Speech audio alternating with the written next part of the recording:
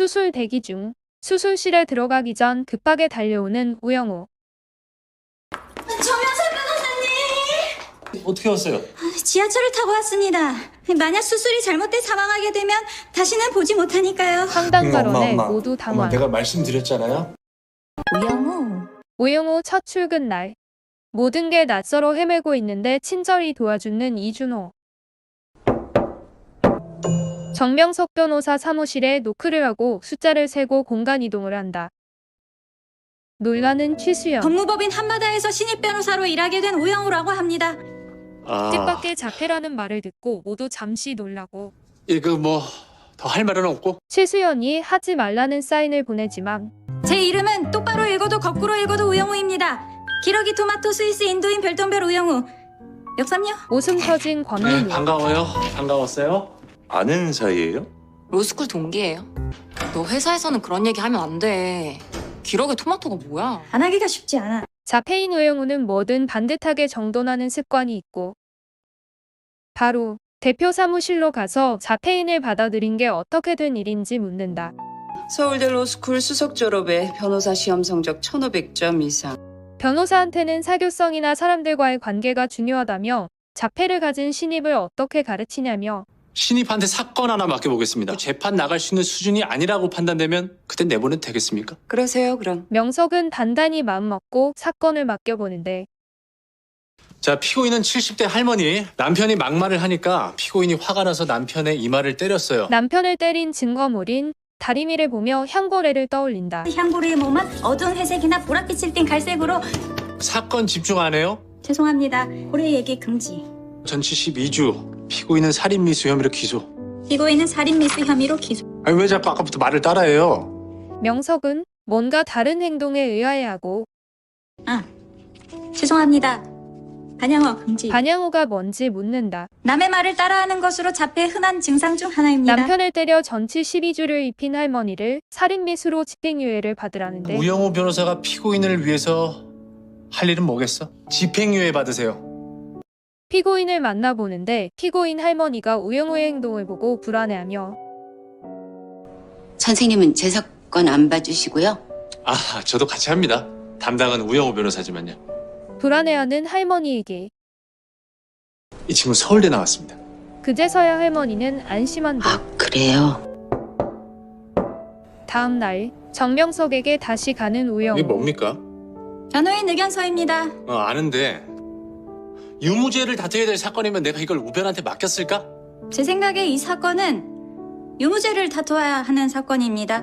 이 사건은 형사사건이니까 사람들은 보통 형법에만 초점을 맞출 겁니다. 하지만 그러면 답이 안 보여요. 핵심은 민법에 있습니다. 살인미수죄로 집행유예를 받게 되면 나중에 남편의 재산과 연금을 상속받을 수 없게 되므로 상해죄로 집행유예를 받아야 한다는 피고인이 남편을 다치게 한 것은 사실이니까 모든 혐의에 대해서 무죄를 받을 수는 없습니다. 그렇다면 살인미수죄가 아닌 상해죄로 집행유예를 받아보겠습니다. 내 생각이 짧았네. 이제라도 아셨으니 됐습니다. 쿨한 명석과 한방 날리는 영우. 피고인 피해자를 만나는 게 보통 변호사한테도 어려운 일이라 해놓고는 외부에서 피고인 피해자 만나는 거 어려워. 그냥 보통 변호사들한테도 어려운 일이야. 보통 변호사라는 표현에 편견이 있다고 느끼고는 그냥 보통 변호사라는 말은 좀 실례인 것 같다. 괜찮습니다. 저는 그냥 보통 변호사가 아니니까요. 네, 들어와요. 피고인 피해자를 만나고 온 날 여기 들어와서 앉아요. 피해자는 치매와 의심병이 있는 할아버지. 변호사님 보자마자 욕을 하시는데 욕을 해? 왜? 어렸을 적 새들어 살던 집주인이었는데 아버지를 의심해서 미워했던 사이 뭐라고 욕하시는데?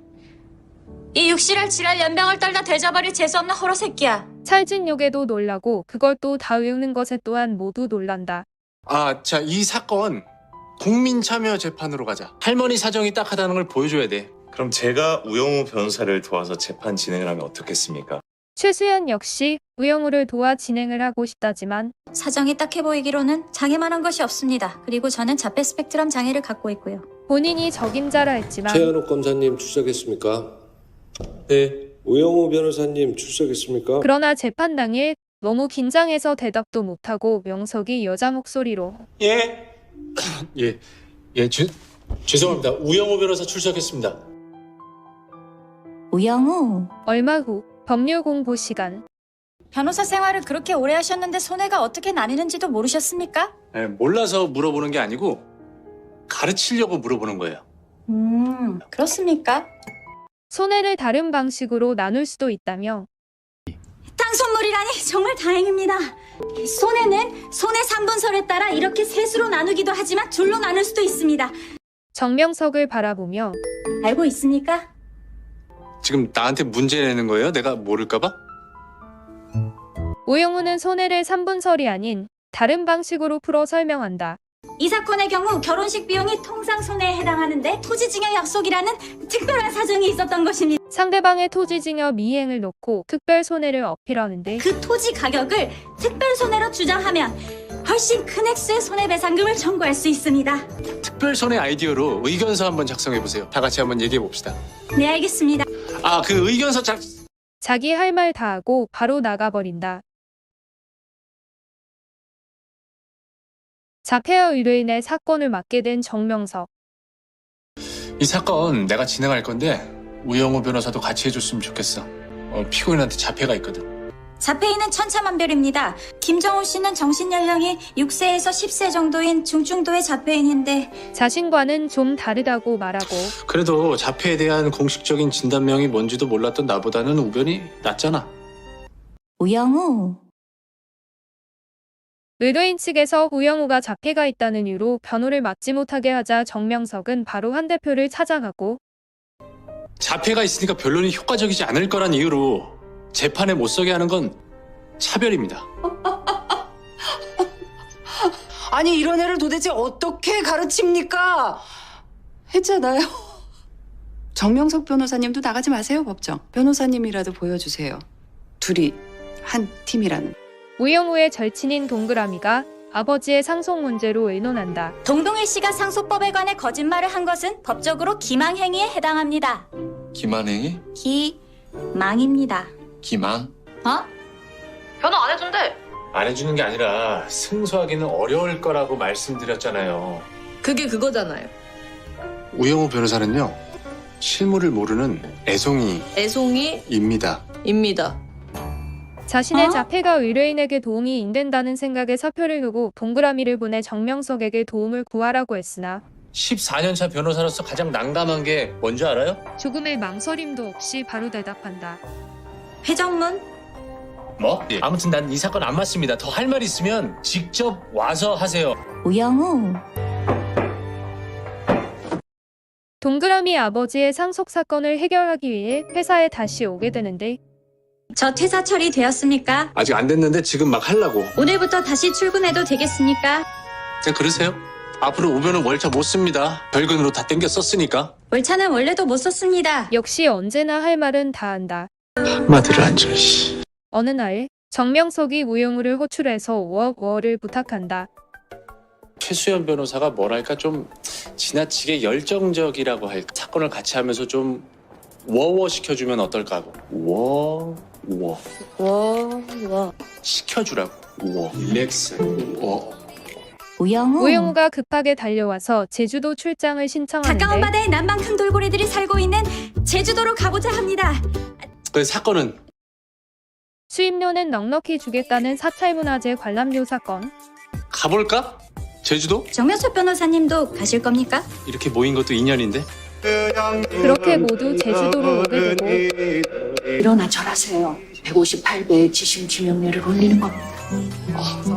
근데 몇 번 남았지? 155번 남았습니다. 그렇게 많이 남았어요.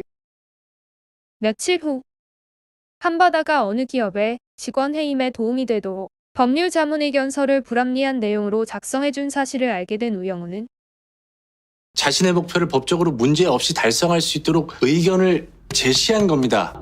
변호사는 기본적 인권을 옹호하고 사회 정의를 실현함을 사명으로 한다. 판사가 판단할 일이지 변호사인 우리가 판단할 일이 아니라고요. 화내는 정명석. 화내는 겁니까? 아니 나 화 안 냈는데? 눈썹이 내려오고 광대뼈는 올라간 데다 이는 사람이 화를 낼 때 나타나는 대표적인 특징들입니다. 우영우. 위험 진단을 받은 정명석이 어머니와 수술실 앞에서 수술 대기 중 정명석 변호사님! 어떻게 왔어요? 지하철을 타고 왔습니다. 만약 수술이 잘못돼 사망하게 되면 다시는 보지 못하니까요. 엄마 내가 말씀드렸잖아요. 어떠한 상황에도 할 말은 다 하는 우영우와 어머니를 안심시키는 정명석. 안녕하십니까. 제 이름은 우영우입니다. 똑바로 읽어도 거꾸로 읽어도 우영우, 기러기 토마토 스위스 인도인 별똥별 우영우. 엄마. 정명석 변호사님처럼 위암 3기인 경우에는 수술 후 5년 생존율이 30-40%밖에는 살아서 돌아오십시오. 감동과 즐거움과 힐링의 우영우였습니다. 우영우.